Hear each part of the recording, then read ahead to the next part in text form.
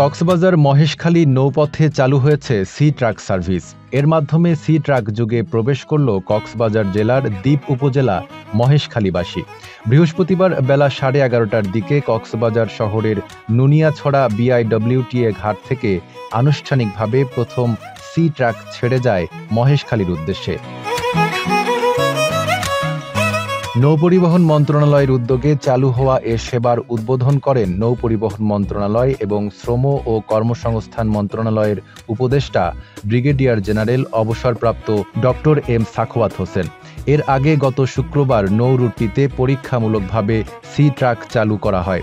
স্থানীয়রা জানান, C truck সেবা চালু হওয়ায় দ্বীপ উপজেলা মহেশখালীর মানুষের যাতায়াতের দুর্ভোগ কিছুটা লাঘব হবে।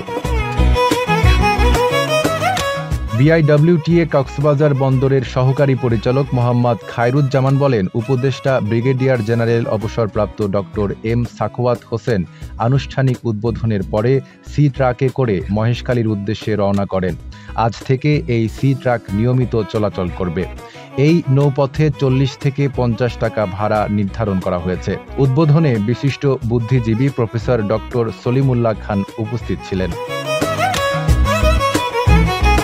Desk report, Dhaka post.